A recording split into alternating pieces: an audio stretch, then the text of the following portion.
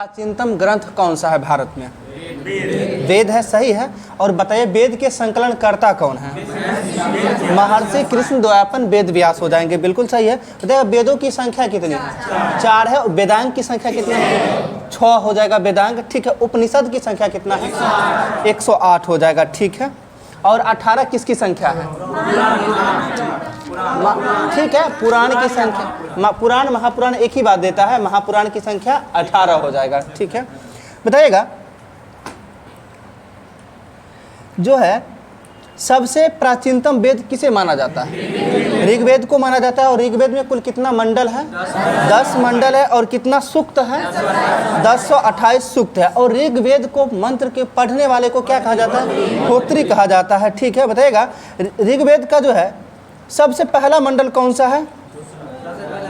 यानी कहने का था ऋग्वेद का सबसे पहला एवं 10वां मंडल जो है सबसे अंत में जोड़ा गया है, यानी पहला और 10वां सबसे बाद में जोड़ा गया है। बताइएगा 7वें मंडल में किसका वर्णन है?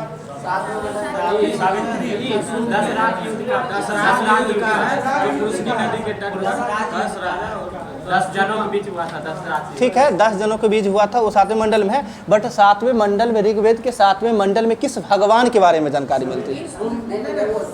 7वें मंडल में वरुण भगवान। और 8वें मंडल में किसका है? खिल। और अगर गॉड में बोला जाए तो इंद्र भगवान के बारे में जानकारी मिलती है। 8वें मंडल में इंद्र का, 7वें में वरुण का, और 9वां में सोम, ठीक है। और तीसरे मंडल में सावित्री, सूर्य देवता सावित्री को तीसरा मंडल समर्पित है, ठीक है। 8वां में बताए आपको इंद्र, 7वां में वरुण, ठीक है। देखिए 7 वरुण, इंद्र, और 9वां हो जाएगा सोम, ठीक है। बताइएगा यूनेस्को द्वारा जो है ऋग्वेद की कितनी पांडुलिपियों को जो है UNESCO memory of world register में शामिल किया गया है? 30 हो जाएगा, 30 होगा, ठीक है। बताइएगा ऋग्वेद के किस वेद में जो है कर्म कांड, यानी कहने का मतलब जो है यज्ञों का नियम संबंधित जानकारी मिलता है, ठीक है। यजुर्वेद हो जाएगा। और कर्मकांडीय वेद किसे कहा जाता है? यजुर्वेद को ही कहा जाता है, ठीक है। यजुर्वेद के कितने भाग हैं? यजुर्वेद के 2 भाग हैं, सही है, 2 भाग हो जाएगा, ठीक है। शुक्ल यजुर्वेद और कृष्ण यजुर्वेद हो जाएगा, ठीक है। बताइएगा शुक्ल यजुर्वेद में जो है क्या जानकारी, मतलब क्या वर्णन होता है? गद एवं पद में बताना है, ठीक है। शुक्ल में जो है सिर्फ और सिर्फ केवल पद होता है। और कृष्ण यजुर्वेद गद एवं पद दोनों होता है। बताइएगा शुक्ल यजुर्वेद को जो है क्या कहा जाता है? कोई संहिता करके है, शुक्ल यजुर्वेद को वाजनेयी संहिता कहा जाता है, शुक्ल यजुर्वेद को। बताइए यजुर्वेद के मंत्रों के उच्चारण करने वाले को क्या कहा जाता है? ठीक है, अर्धव्यूर कहा जाता है, ठीक है। बताइएगा साम वेद, यानी साम वेद में साम का अर्थ क्या होता है? गान होता है, सही है। बताइएगा भारतीय संगीत की उत्पत्ति किस वेद से मानी जाती है? साम वेद से ही मानी जाती है। और साम वेद में जो है कुल, साम वेद यानी ग्रंथ में कुल कितने ऋचाएं हैं?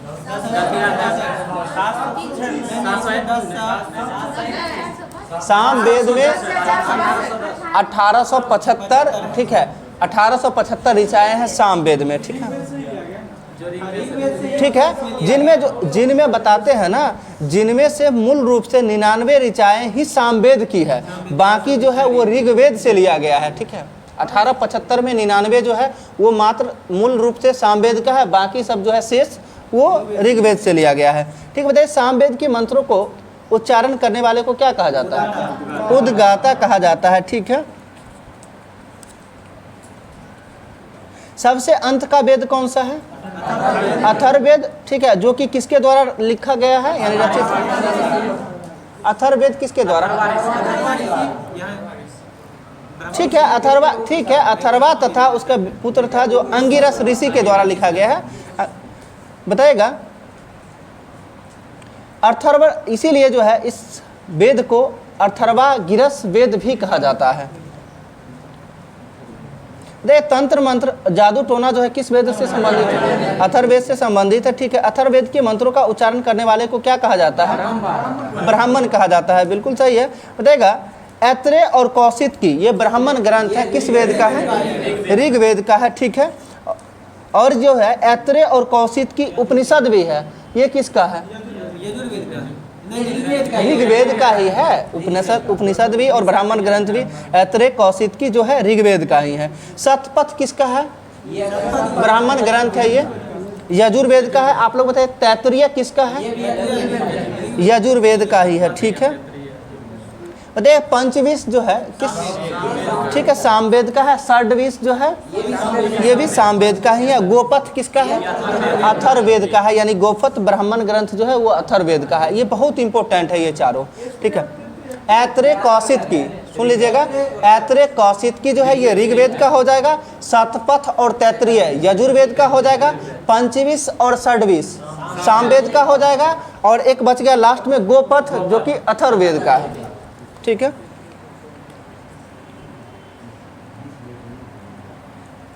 बताएगा वेदों को भली भांति समझने के लिए किसकी रचना की गई? वेदांग की, जो संख्या वेदांग की 6 हो जाएगा, ठीक है। जो कि 6 में आता है शिक्षा, ज्योतिष, कल्प और व्याकरण, निरुक्त और छंद, ठीक है। रामायण की रचना किसके द्वारा किया गया था? ठीक है, वाल्मीकि के द्वारा। और महाभारत की रचना महर्षि वेद व्यास के द्वारा किया गया था, ठीक है। बताइएगा पृथ्वीराज विजय के लेखक कौन है? जयानक हो जाएगा, जयानक के द्वारा किया गया है, ठीक है। पुराणों के आदि संकलनकर्ता कौन है? लोमहर्ष तथा उसके पुत्र का नाम उग्रसर्वा, ठीक है, उग्रसर्वा था। पुराणों में जो सबसे प्राचीन एवं प्रमाणिक पुराण कौन सा है? मत्स्य पुराण है। और मत्स्य पुराण से संबंधित वंश कौन सा है? आंध्र सातवाहन वंश है, ठीक है। और मौर्य वंश से संबंधित पुराण कौन सा है? मौर्य वंश से विष्णु पुराण हो जाएगा। और गुप्त वंश से वायु पुराण हो जाएगा, बिल्कुल सही है।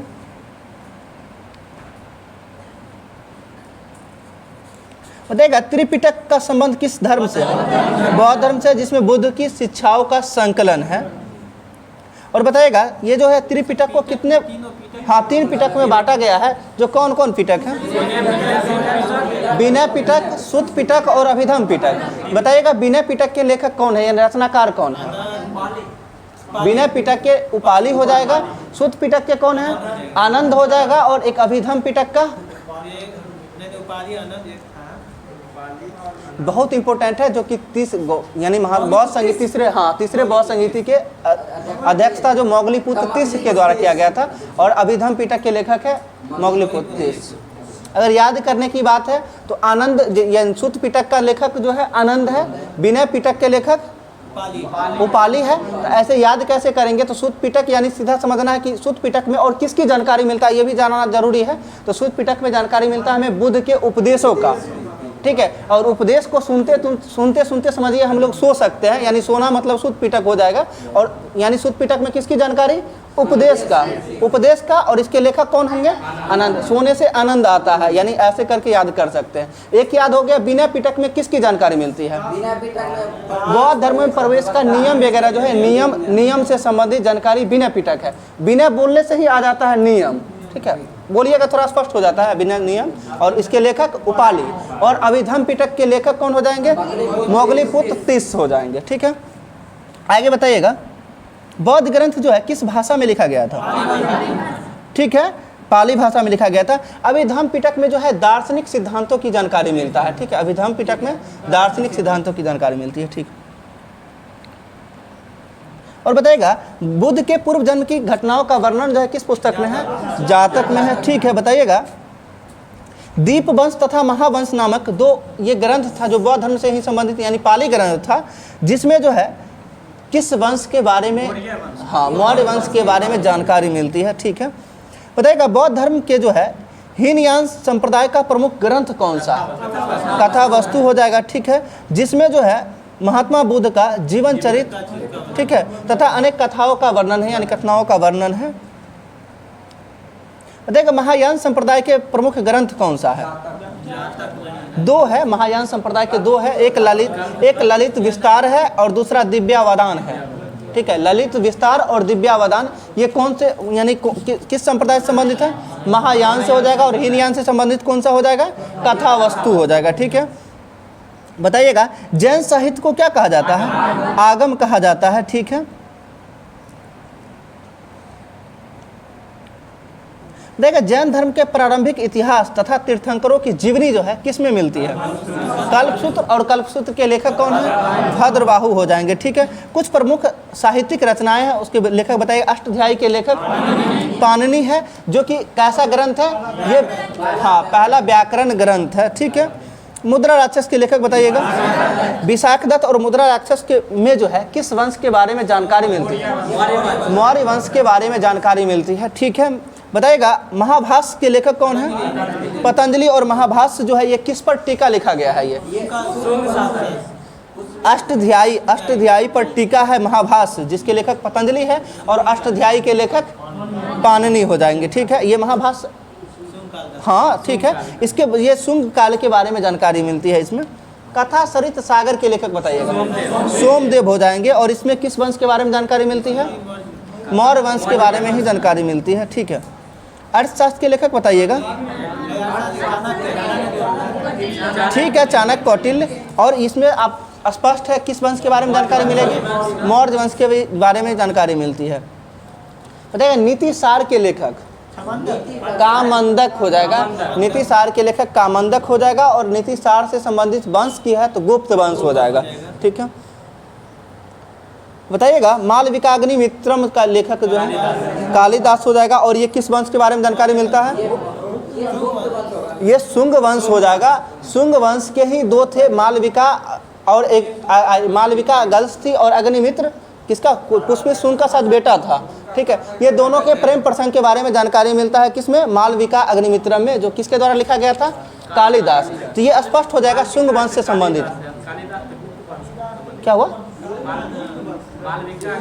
अब देखिए हम क्या बता रहे हैं, ये हाँ संबंधित कालिदास थे। और पुस्तक जो लिखे हैं ये मालविका अग्निमित्रम, ये पुस्तक किस वंश से संबंधित है? अब तो ये नहीं पूछा गया कालिदास किस वंश से संबंधित है। ये पुस्तक जो है मालविका अग्निमित्र, ये शुंग वंश से संबंधित है। बताइएगा मिर्च कटकम के लेखक शूद्रक हो जाएंगे। और मिर्च कटकम किस संबंधित किस वंश जो हो जाएगा? ये समाज है, गुप्तकालीन समाज के बारे में जानकारी मिलता है इससे। ठीक है, मिर्च कटकम जो शूद्रक के द्वारा लिखा गया है। हर्षचरित बताइएगा। बाणभट्ट, जो किसकी उपलब्धियों के बारे में जानकारी है इसमें? हर्ष की उपलब्धियों के बारे में जानकारी है। रामचरित के लेखक बताइएगा। हम रामचरित मानस नहीं बोले हैं। ठीक है, रामचरित मानस के लेखक तुलसीदास। और रामचरित के लेखक संध्याकर नंदी हो जाएंगे। ठीक है, पृथ्वीराज रासो के लेखक बताइएगा। चंद्रवरदायी हो जाएंगे। ठीक है, और पृथ्वीराज विजय के लेखक जयानक हो जाएगा। ठीक है, बताइए राजतरंगिणी के लेखक कलहन। और राजतरंगिणी का संबंध किस राज्य? ठीक है, कश्मीर के राजवंशों की जानकारी मिलती है इसमें। हितोपदेश के लेखक बताइएगा। नारायण पंडित हो जाएगा। ठीक है, पंचतंत्र विष्णु शर्मा। शिशुपाल वध के लेखक बताइएगा। माघ हो जाएगा। ठीक है, स्वप्नवास वदता भास हो जाएंगे। ठीक है, बताइएगा भुवन कोश के लेखक राजशेखर। ठीक है, कर्पूर मंजरी के लेखक भी राजशेखर है। और काव्य मीमांसा के लेखक भी राजशेखर है। ठीक है, काव्य मीमांसा, कर्पूर मंजरी और भुवन कोश, ये तीनों के लेखक राजशेखर हो जाएंगे। कामसूत्र के लेखक बताइएगा। वात्सायन हो जाएगा। ब्रह्म सिद्धांत बताइएगा। ब्रह्म सिद्धांत के लेखक ब्रह्मगुप्त हो जाएंगे। ठीक है, और उत्तर रामचरित के लेखक बताइएगा। हाँ, उत्तर रामचरित के लेखक भवभूति हो जाएगा। ठीक है, अमरकोश अमर सिंह हो जाएंगे। ठीक है, बताइएगा ऋतु संहार के लेखक कालिदास हो जाएगा। बताइएगा पंच सिद्धांतिका के लेखक वारामिहिर हो जाएगा। और बृहत संहिता के लेखक वारामिहिर ही हो जाएगा। ठीक है, सूर्य सिद्धांतिका के लेखक आर्यभट्ट। और आर्यभट्टियम के लेखक आर्यभट्ट। ठीक है, बताइएगा कुछ यूनान एवं रोम के लेखक जो थे, हेरोडोटस को जो है उपनाम यानी इतिहास के पिता के रूप में जाना जाता है। और इसके द्वारा जो है 5वीं सदी ईसा पूर्व में कौन सा पुस्तक लिखा गया था? हिस्टोरिका नामक पुस्तक लिखा गया था। ठीक है, बताइएगा सिकंदर के साथ आने वाले लेखक कौन कौन थे? निर्याकस। ठीक है, निर्याकस, आने सिक्रेटस और आरिस्टियोबुलस था। ये 3 लेखक था। कौन कौन? निर्याकस, आने सिक्रेटस, ठीक है, और आरिस्टियोबुलस था। ठीक है, बताइएगा सिकंदर के पश्चात के लेखक में जो है 3 राजदूत था, जो कि कौन कौन था? मेगास्थनीज, डायमेकस और डायनोसियस। देखिए मेगास्थनीज किसके दरबार में आया था? चंद्रगुप्त मौर्य के दरबार में आया था। और डायनोसियस किसके दरबार में आया था? डायनोसियस अशोक हो जाएगा, डायनोसियस अशोक हो जाएगा और डायमेकस बिंदुसार हो जाएगा। हाँ हाँ हाँ, डायनोसियस अशोक और डायमेकस बिंदुसार सही है। इसमें कहीं कहीं पे उल्टा दिया हुआ है लेकिन ये सही है। बताइएगा नेचुरल हिस्ट्री के लेखक प्लिनी हो जाएगा। ठीक है, बताइएगा इस पुस्तक में जो है किसके बारे में जानकारी मिलती है? ठीक है, भारत के पशुओं, पौधों और खनिज पदार्थों के बारे में जानकारी मिलती है इसमें। ठीक है, हाँ, नेचुरल हिस्ट्री के लेखक प्लिनी हो जाएगा। बताइएगा जियोग्राफी जो है यानी, और ये जो है किसकी पुस्तक है? जियोग्राफी टॉलमी हो जाएगा, टॉलमी के द्वारा लिखा गया है जियोग्राफी। ठीक है, देखिए पेरिपल्स ऑफ द इरिथ्रियन सी के लेखक अज्ञात हो जाएगा। ठीक है, बताइएगा फाहियान जो है क्यावीं शताब्दी में भारत आया था? 5वीं शताब्दी में आया था। ठीक है, जो कि किसके दरबार में आया था? चंद्रगुप्त द्वितीय के दरबार में आया था। ठीक है, जो कि चंद्रगुप्त द्वितीय के द्वारा कौन सी उपाधि धारण किया गया था? विक्रमादित्य की उपाधि धारण किया गया था। ठीक है, हुएनसांग क्यावीं शताब्दी में भारत आया था? हुएनसांग 7वीं शताब्दी में भारत आया था। और किसके काल में आया था? हर्षवर्धन के दरबार में आया था। और जो है हर्षवर्धन के द्वारा यानी हुएनसांग के द्वारा लिखा गया रचना क्या कहलाता है? CU की। और फाहियान के द्वारा कौन सा लिखा गया था? हाँ, सही जा रहे हैं आप, फोक्यू की है। ठीक है, फाहियान के द्वारा लिखा गया था फोक्यू की। ठीक है,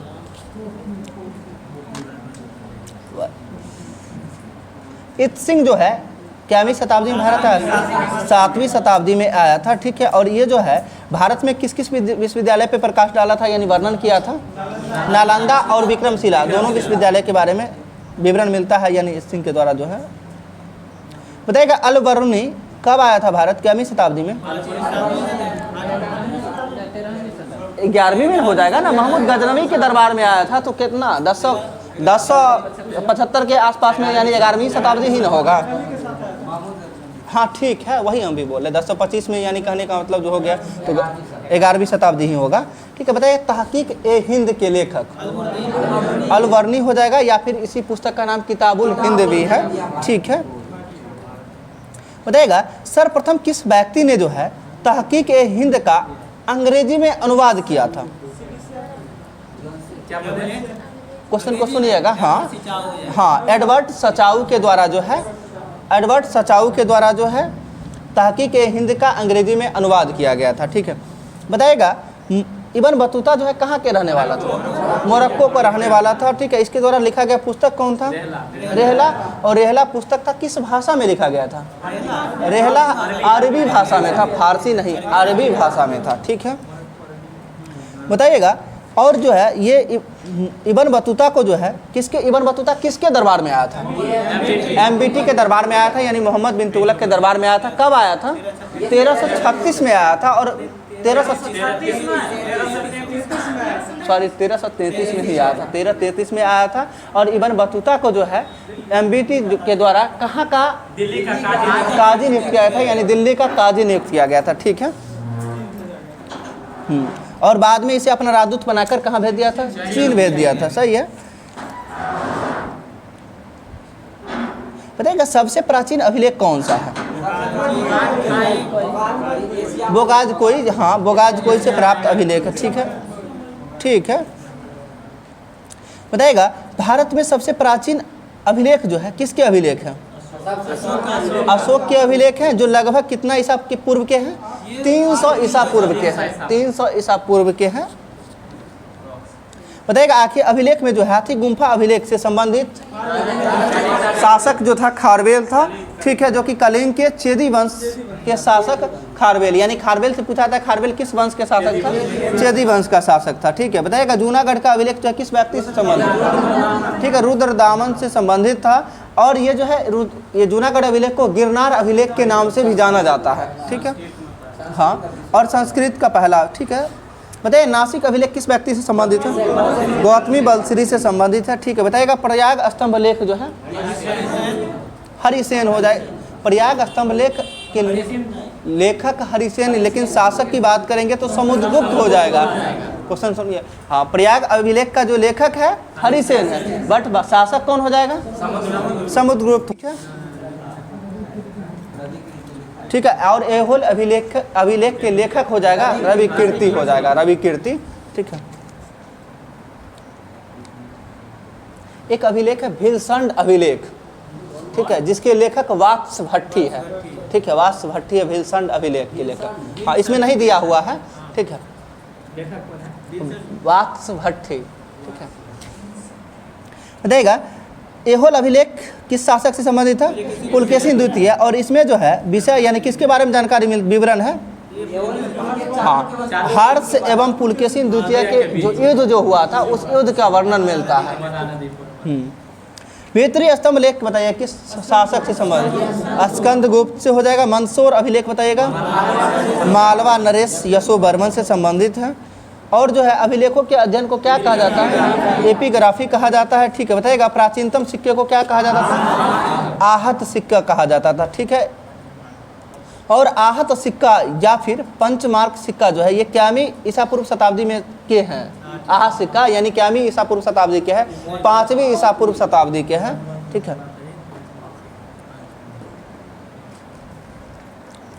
यानी कि पंचमार्क सिक्का या आहत सिक्का पर जो है ना पेड़, मछली, सांड, हाथी, अर्धचंद्र ये पांच चीज़ों का जो है चिन्ह बना होता था।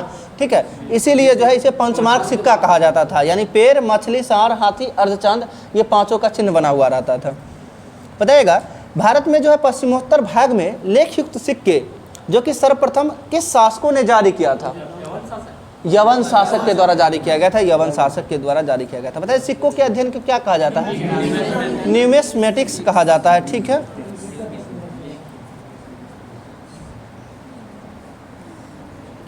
बताइएगा आग का आविष्कार जो है किस काल में हुआ था? ठीक है, पूरा पाषाण काल। पूरा पाषाण काल जो है आरंभ कब से होता है?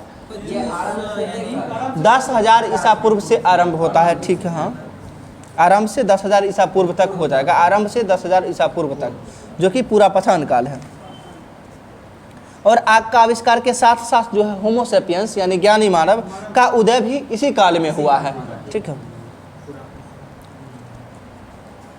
बताइएगा पूरा पाषाण कालीन स्थल था किस स्थल से जो है अनेक चित्रित गुफाएं प्राप्त हुई हैं? ठीक है, मध्य प्रदेश के भीमबेटका है। भीमबेटका रायसेन, हाँ ठीक है, रायसेन के पास से जो है चित्रित गुफाएं प्राप्त हुई। रायसेन जिला है। ठीक है, बताइएगा सर्वप्रथम जो है पूरा पाषाण कालीन औजारों की खोज किसके द्वारा किया गया था? रॉबर्ट, हाँ ठीक है, रॉबर्ट ब्रूस फ्रूट के द्वारा जो है, हाँ 1863 होगा, 1663 में 1863 में जो है पूरा पाषाण कालीन का औजारों का खोज किया गया था। बताइएगा मध्य पाषाण काल जो है कब से कब तक है? 9000 ईसा पूर्व से लेके 4000 ईसा पूर्व तक है, यानी 5000 बीच में आ जाएगा। ठीक है, पहला देखिए 10,000 ईसा पूर्व मतलब तक हो जाता है ना, आराम से 10,000 ईसा पूर्व, और फिर 10,000 हो गया तो उसके बाद आ जाएगा 9000 ईसा पूर्व से लेके 4000 ईसा पूर्व तक मध्य पाषाण काल हो जाएगा।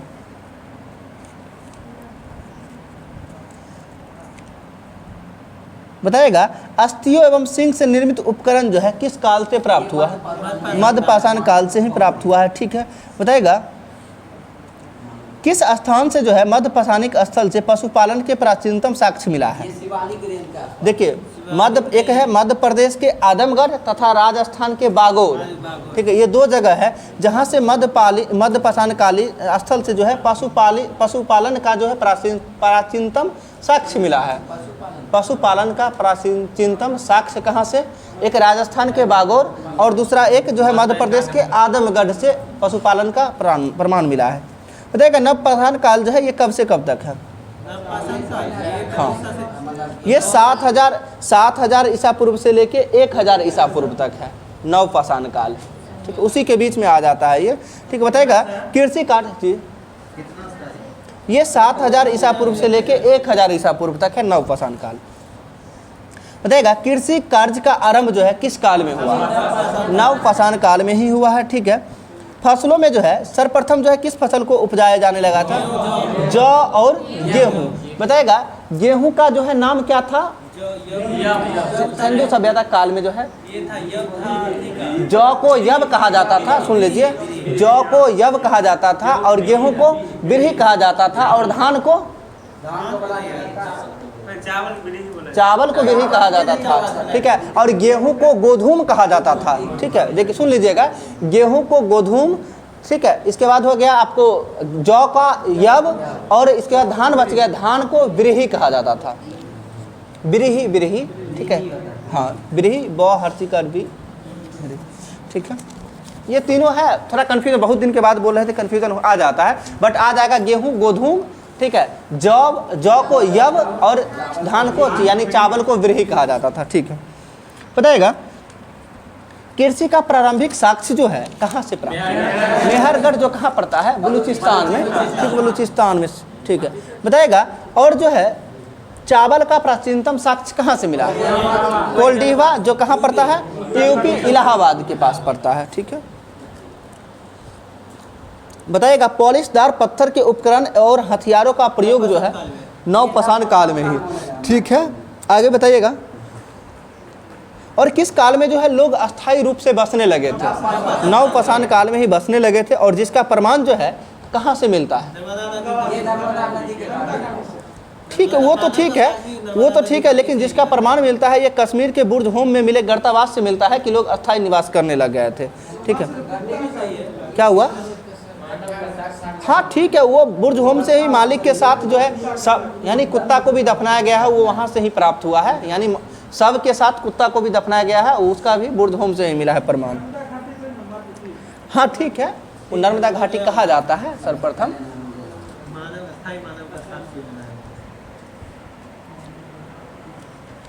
बताएगा ये जो है किस नवपाषाण कालीन स्थल से जो है हड्डी के उपकरण मिले हैं? अपने बिहार में है पटना के चिरांद, पटना के पास जो है चिरांद से, ठीक है। उस समय पटना ही ना सब पूरा आता था, ठीक है। सारण कोई दिक्कत नहीं है, ठीक है, सारण में चिरांद पड़ता है, चिरांद से हड्डी का उपकरण मिला है। बताएगा पहिए का आविष्कार किस काल में? नवपाषाण काल की महत्वपूर्ण घटना है, ठीक है। अरे दक्षिण भारत में जो है नवपाषाण काल की तिथि कब से कब मानी जाती है? 2500 से 1000 ईसा पूर्व, ठीक है, को निर्धारित किया गया है। ये दक्षिण भारत में जो है नवपाषाण काल का अवधि है ये।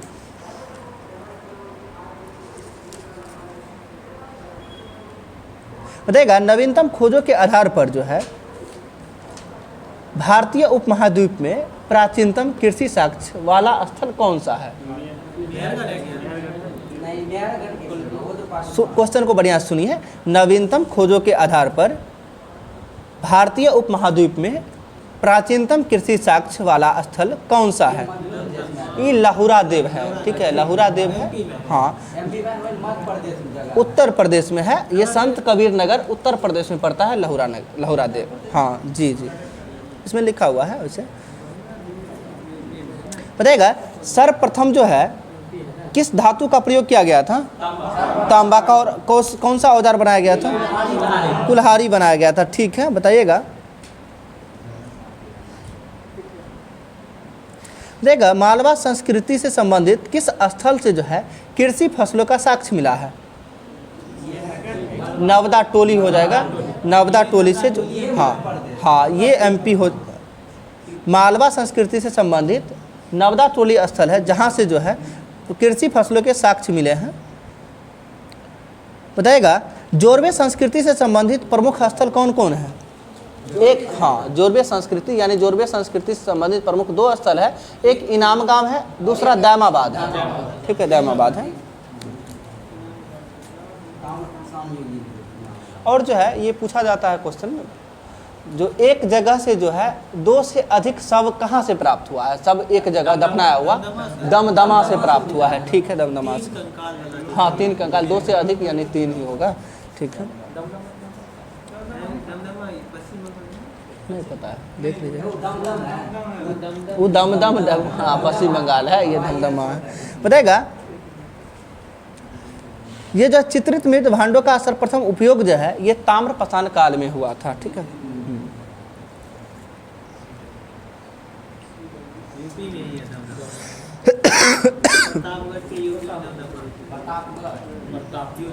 बताइएगा हड़प्पा सभ्यता का विस्तार के बारे में। ठीक है, उत्तर में कौन सा जगह है? उत्तर यानी ऊपर मांडा, जम्मू कश्मीर जो किस नदी किनारे? चिनाब नदी के किनारे हो जाए उत्तर में। ठीक है, दक्षिण में बताइएगा, दक्षिण में दामाबाद हो जाएगा जो कि गोदावरी की सहायक नदी परवरा नदी पर है। सुन लीजिए, ठीक है, दामाबाद जो कि महाराष्ट्र में, जो कि गोदावरी की सहायक नदी परवरा नदी के किनारे स्थित है। ठीक है, इसके बाद बताइए पूरब में कौन सा जगह है? आलमगीरपुर जो कि हिंडन नदी के किनारे स्थित है। ठीक है, मेरठ में पड़ता है जो उत्तर प्रदेश में। और पश्चिम में कौन सा जगह है?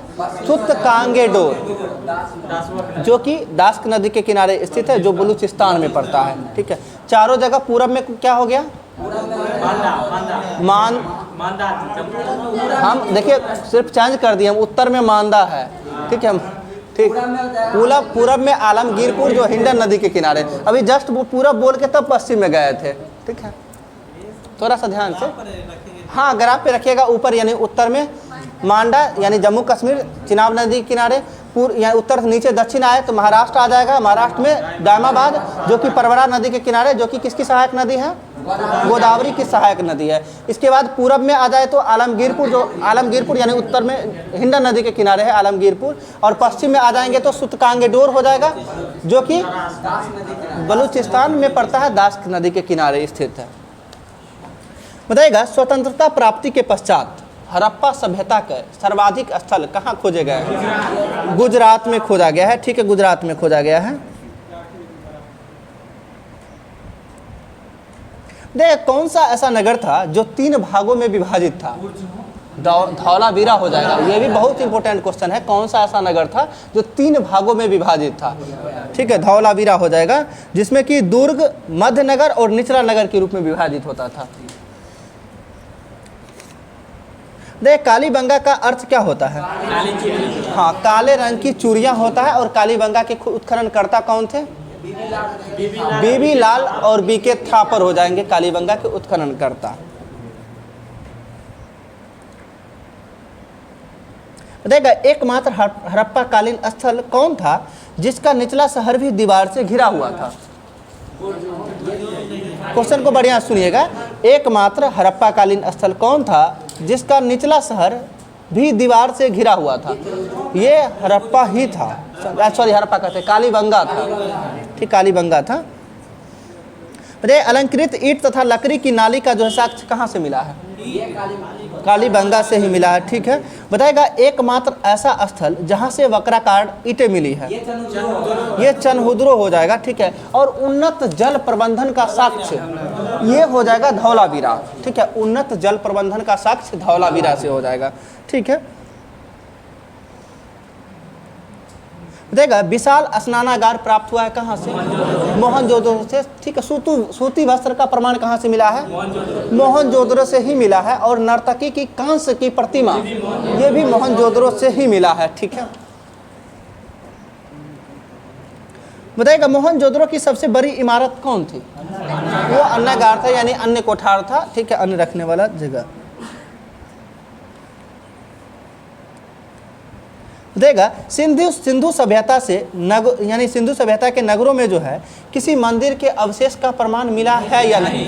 ये नहीं मिला है सिंधु सभ्यता से। ठीक है, देखिए जुते हुए खेत का साक्ष्य कालीबंगा से प्राप्त हुआ है। हल तथा हल की प्राकृतिक साक्ष्य जो है ये भी कालीबंगा से ही प्राप्त हुआ है। ठीक है, एक है मिट्टी से बना हल को क्या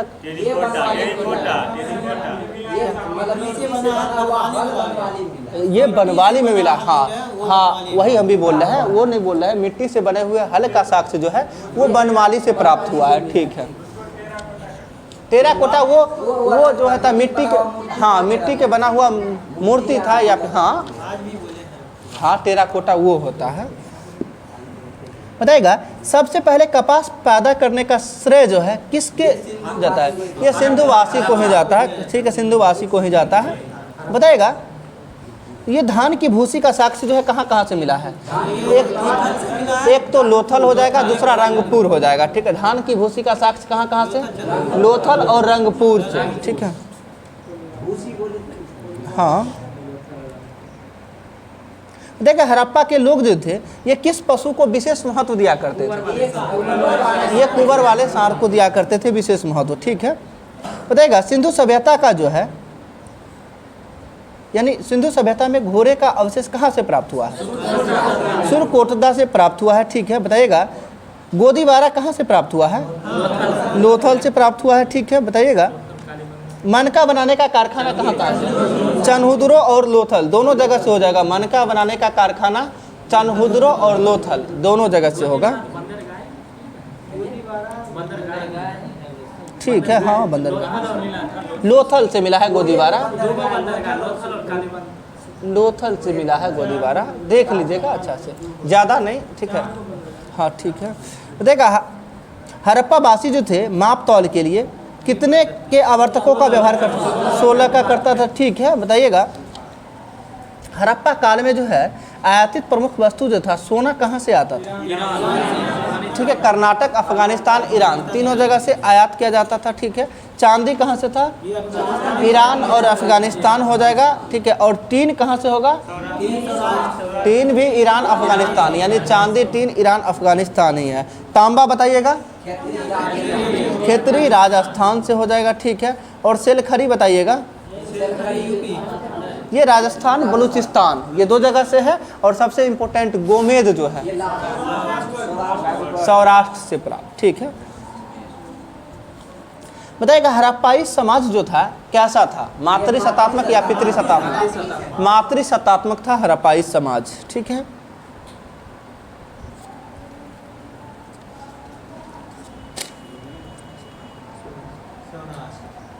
सौराष्ट्र बोले गोमेद, ठीक है। जो कि सौराष्ट्र ये कहाँ वाला है? गुजरात, ठीक है।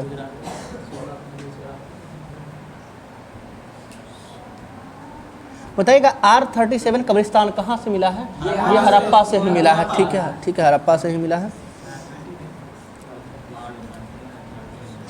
बताइएगा कहाँ से जो है युग्मित समाधान जो है प्राप्त हुआ है, यानी युग्मित शब्द ये दो जगह है, लोथल तथा कालीबंगा। हाँ, लोथल तथा कालीबंगा इस दोनों जगह से जो है युग्मित समाधान प्राप्त हुआ है, ठीक है, जिसमें सती प्रथा के प्रचलन का आभास मिलता है, ठीक है। बताइएगा हड़प्पा किस नदी के किनारे स्थित है? रावी नदी के किनारे स्थित है, ठीक है। मोहनजोदड़ो बताइएगा सिंधु नदी के किनारे स्थित है। और मोहनजोदड़ो के खोज कब हुआ था? 1922 में हुआ था। और इसके खोजकर्ता राखाल दास बनर्जी, ठीक है। हड़प्पा के खोजकर्ता, ठीक है, दयाराम साहनी। और सिंधु सभ्यता के सिंधु घाटी से, ठीक है, दयाराम साहनी हो जाएगा। हड़प्पा एक ही है, जान के पूछे थे। बताइएगा चनहुदरो के खोजकर्ता NG मजमूदार हो जाएगा, जो कि 1930-31 में देता है, ठीक है। जो चनहुदरो किस नदी के किनारे स्थित है? सिंधु, ठीक है। मोहनजोदड़ो सिंधु नदी के किनारे स्थित है, ठीक। कालीबंगा किस नदी के किनारे स्थित है? ठीक, घग्गर नदी के किनारे। और कालीबंगा किस राज्य में स्थित है? राजस्थान के हनुमानगढ़, ठीक है, जिला में। और कालीबंगा के खननकर्ता कौन थे? बीबी लाल और BK थापर हो जाएंगे, ठीक है। और बताइएगा रंगपुर के जो है उत्खननकर्ता, ठीक है, रंगनाथ राव या फिर जो है माधव स्वरूप वत्स भी है, ठीक है। और रंगनाथ राव जो है बाद में किया था, वो बड़े स्तर पे किया था। और स्टार्टिंग प्रारंभिक खुदाई जो है 1935 में माधव स्वरूप वत्स के द्वारा किया गया था। रंगपुर किस नदी के किनारे स्थित है? मादर नदी के किनारे स्थित है। और रंगपुर किस राज्य में है? गुजरात में है रंगपुर, ठीक है। रोपर बताइएगा किस नदी किनारे? सतलज नदी किनारे। कहाँ स्थित है? पंजाब में है, ठीक है। बताइएगा लोथल किस नदी किनारे स्थित है? भोगवा नदी के किनारे स्थित है। बताइए रोपर किसके द्वारा उत्खनन करता है, खोज करता है? रोपर का बीबी लाल हो जाएगा ना। और हम बताते हैं ना, खोज हम बोले तो बीबी लाल हो जाएगा, उत्खनन करता यज्ञदत्त शर्मा, दोनों है, ठीक है। खोज 1950 में बीबी लाल के द्वारा किया गया है। और उत्खनन जो है 1953-56 में यज्ञदत्त शर्मा के द्वारा किया गया है। और ये रोपर जो है हम लोग के NTPC मेंस में लेवल 6 में पूछा गया था, ठीक है। इसमें में कन्फ्यूजन था, ठीक है। इसमें 53-56 दिया हुआ है, 53-56 आंसर भी नहीं लिया, आंसर 1950 ले लिया है, ठीक है। हाँ 1953 हम लगाए थे। उत्खनन जो है यज्ञदत्त शर्मा के द्वारा और जो है खोज बीबी लाल के द्वारा। ये कन्फ्यूजन वाला टर्म पूछ के भी, ठीक है। क्या हुआ? एसआई मेंस में था कि एनटीपीसी में था? एसआई मेंस में था तब शायद, लेकिन किसी मेंस में ही था, दोनों एग्जाम तो आसपास में ही हुआ है, ठीक है। एसआई मेंस में एनटीपीसी में ही था, ठीक है, ठीक है, लेकिन पूछा गया है ये। और कन्फ्यूज जो है इसके लोथल का 1954 में किसके द्वारा किया गया था? ठीक है, रंगनाथ राव हो जाएगा, ठीक है। और लोथल जो है किस नदी किनारे स्थित है? भोगवा नदी किनारे से। आलमगीरपुर बताइएगा, हिंडन नदी के किनारे स्थित है। और आलमगीरपुर के जो है उत्खनन करता और खोज करता दोनों सेम ही व्यक्ति है। हाँ, यज्ञदत्त शर्मा हो जाएगा, यज्ञदत्त शर्मा हो जाएगा। सूतकांग डोर बताइएगा, किस नदी किनारे? दास नदी के किनारे स्थित है, ठीक है। और सूतकांग डोर के खोजकर्ता कौन है, यानी उत्खनन करता?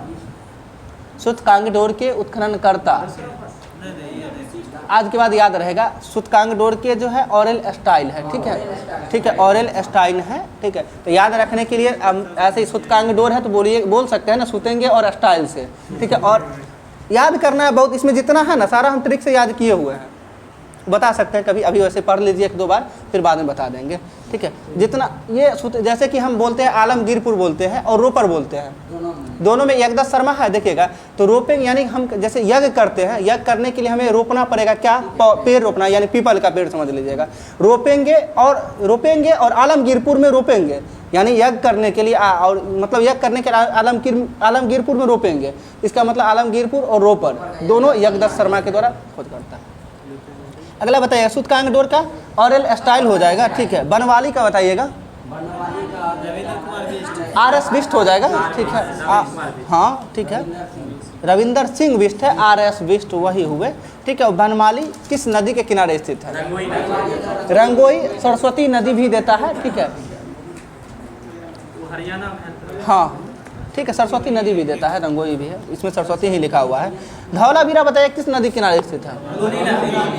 ठीक है, धौलावीरा लूनी नदी के किनारे स्थित है। और धौलावीरा के जो है खोज करता है जगपति जोशी, ठीक है। और उत्खनन करता आर.एस. बिष्ट।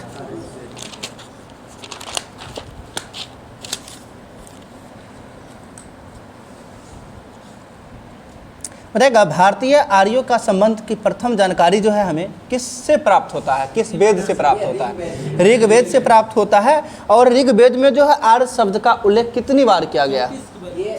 36 बार किया गया है। ऋग्वेद में जो है आर्य शब्द का उल्लेख 36 बार किया गया है, ठीक है। आर्यों की सबसे प्रमुख नदी कौन सी थी? सिंधु नदी था, ठीक है। बताएगा, जिसका प्रयोग जो है ऋग्वेद में बार मिलता है, यानी किस नदी का मिलता है? सिंधु नदी का ही मिलता है, ठीक है। क्योंकि ये आर्यों का सबसे प्रचलित नदी था, यानी कहने का प्रमुख नदी था, जिसका प्रयोग ऋग्वेद में बार मिलता है। बताएगा, दूसरे ऋग्वेद में जो है दूसरी उल्लेखित नदी कौन सी है?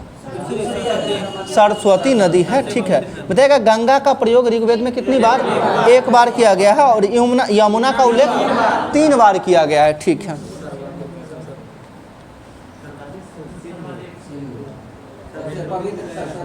हाँ, सबसे पवित्र नदी हो जाएगा सरस्वती, ठीक है। जिसे जो है सरस्वती नदी को नदी तमा अर्थात सर्वश्रेष्ठ नदी भी कहा जाता है, ठीक है। बताएगा, आधुनिक नदी में झेलम का प्राचीन नाम बताइएगा। वितस्ता। आस्किनी का प्राचीन नाम चिनाब हो जाएगा। पुरुषनी का बताइएगा, रावी हो जाएगा, ठीक है। अभिपाषा बताइएगा, व्यास हो गया, ठीक है। सदानीरा बताइएगा, गंडक। और सतुदरी बताइएगा, सतलज हो जाएगा, ठीक है।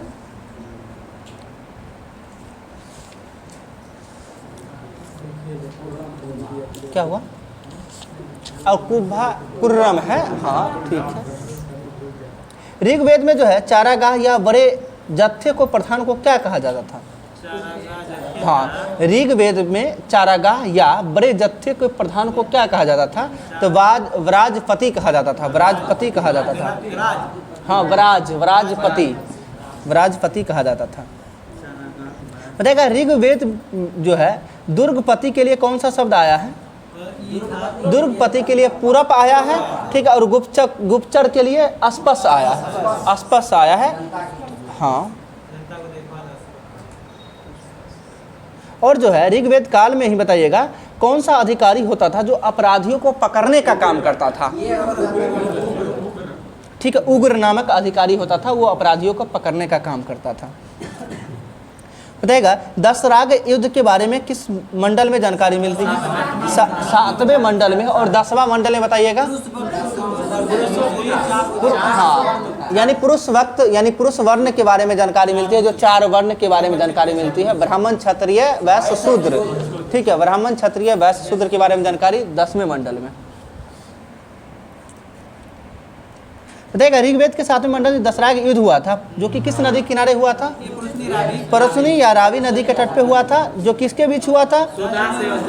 ठीक है, सुदास और 10 जनों के बीच, यानी भरत जन के बीच हुआ था। भरत जन एवं 10 अन्य जनों के बीच हुआ था। एक भरत जन एवं 10 अन्य जनों के बीच युद्ध हुआ था, जिसको सुदास बोलते हैं। सुदास और अन्य 10 जनों के बीच हुआ था। ठीक है, बताइएगा इस युद्ध में जो है किसकी जीत हुई थी? सुदास का ही जीत हुआ था। ठीक है, जो कि भरत जन को ही सुदास अभी बोले हैं, भरत जन अथवा सुदास की जीत हुई थी। ठीक है, हाँ। बताइएगा किस वेद में, यानी जो है किस वेद में सभा और समिति को प्रजापति की 2 पुत्रियां कहा गया? अथर्ववेद सही आंसर होगा। हाँ, सही आंसर है अथर्ववेद में जो है। ठीक है, हाँ, प्रजापति की 2 पुत्रिया के रूप में सभा और समिति को जाना जाता है।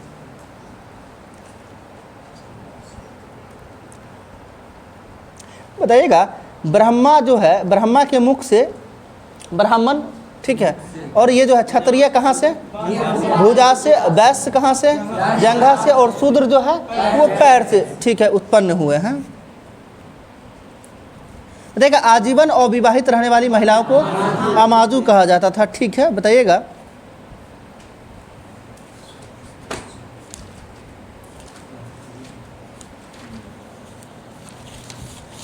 उत्तर वैदिक शब्द बताइएगा। पश्चिम को क्या कहा जाता था? हाँ, पश्चिम को प्रतीचि कहा जाता था। ठीक है, और पूर्व को प्राची कहा जाता था। ठीक है, और उत्तर को, देखिए उत्तर के सम्राट यानी राजा को विराट कहा जाता था। ऐसे हम अभी पूछे उसका नाम बताना है। ठीक है, उत्तर को उदीची कहा जाता था, पूर्व को प्रतीचि कहा जाता था, पश्चिम को प्रतीचि कहा जाता था, पूर्व को प्राची कहा जाता था। ठीक है, और बताइएगा पश्चिम के राजा को क्या कहा जाता था? भोज। देखिए ना, देखिए भोज बोलने का मतलब ये दक्षिण के में जो है भोज कहा जाता था, राजा का नाम भोज था दक्षिण में। पश्चिम के जो है उसको स्वराट कहा जाता था, स्वराट। अपूर्व को सम्राट। ठीक है, पूर्व में सम्राट, पश्चिम में, ठीक है, स्वराट, और उत्तर में विराट। ठीक है, और मध्य में राजा। मध्य मतलब बीच में, बीच में राजा को राजा ही ना कहा जाएगा, बीच में राजा ही हो जाएगा। ठीक है, और दक्षिण में भोज हो जाएगा। ठीक है,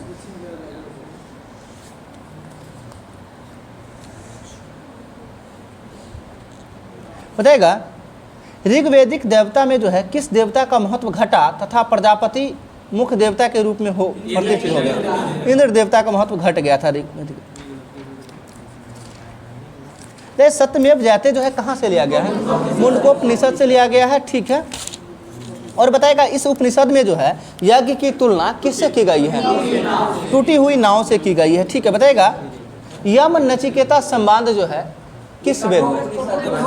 ठीक है, कठोपनिषद में है। यम नचिकेता संवाद कठोपनिषद में है। बताइए गार्गी याज्ञवल्क्य संवाद जो है ये किस उपनिषद में है? ये बृहदारण्यक उपनिषद में है। ठीक है, हाँ। देख किस काल में जो है षड दर्शनों का बीजारोपण हुआ था? षड दर्शनों का, षड मतलब हो गया वही 6 जैसे बोलते हैं, षड दर्शनों का बीजारोपण हुआ था, उत्तर वैदिक काल में हुआ था। ठीक है,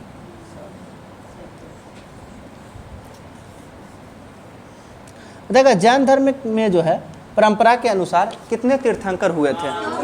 24 तीर्थंकर हुए थे। ठीक है, बताइएगा जिसके प्रथम तीर्थंकर कौन थे? ऋषभदेव थे। ठीक है, 23वां बताइएगा पार्थनाथ, और 24वां महावीर स्वामी। पहला हो गया, दूसरा बताइए तो? अजितनाथ, तीसरा संभवनाथ, और चौथा बता देते हैं। देखिए अभिनंदन हो जाएगा। ठीक है, चौथा अभिनंदन। पहला, फिर से एक बार बोलिएगा, पहला ऋषभदेव, दूसरा अजितनाथ, तीसरा संभवनाथ, और चौथा अभिनंदन। अगर चारों का प्रतीक चिन्ह पूछा जाता है तो चारों का प्रतीक चिन्ह, पहला का सांड, दूसरा का हाथी, तीसरा का घोड़ा, चौथा का बंदर। यानी ऐसे लय में याद रखिएगा, सांड, हाथी, घोड़ा, बंदर। ठीक है, चारों हो गया ये चारों। ठीक है, सांड, हाथी, घोड़ा, बंदर हो गया। अब आगे बताइएगा 19वां बताइएगा कौन था? मल्लीनाथ, जिसके बारे में क्या कहा गया? पुरुष एवं स्त्री में मतभेद है। और मल्लीनाथ का प्रतीक चिन्ह क्या था? कलश था, कलश था। ठीक है, बताइएगा ये जो है पार्श्वनाथ क्या में थे? इसमें। और इनका प्रतीक चिन्ह क्या था? सांप था, यानी सर्प था। ठीक है, महावीर का प्रतीक चिन्ह सिंह हो जाएगा। ठीक है, और अरिष्टनेमी क्या था? 22वां था, जिनका प्रतीक चिन्ह शंख था। और 21वां कौन था? वो नेमीनाथ था। ठीक है, ये अरिष्टनेमी है, वो नेमी थे। ठीक है, 21वां कलश तो उनका हो जाएगा ना, मल्लीनाथ का हो जाएगा। ठीक है, देखिए कभी भी क्यूज में आंसर यदि क्वेश्चन लिखते हैं तो पहले आंसर लिख लिया कीजिए। क्वेश्चन आप नहीं भूलिएगा, आंसर भूल जाइएगा क्या होगा। जैसे अभी पूछना पड़ गया ना, इसलिए पहले आंसर लिख लीजिए फिर क्वेश्चन लिखिए। बताइएगा महावीर के बड़े भाई का नाम क्या था? नंदीवर्धन था। ठीक है, महावीर का जन्म कब हुआ था? 540 ईसा पूर्व में हुआ था। और इनकी मृत्यु कब हुआ था?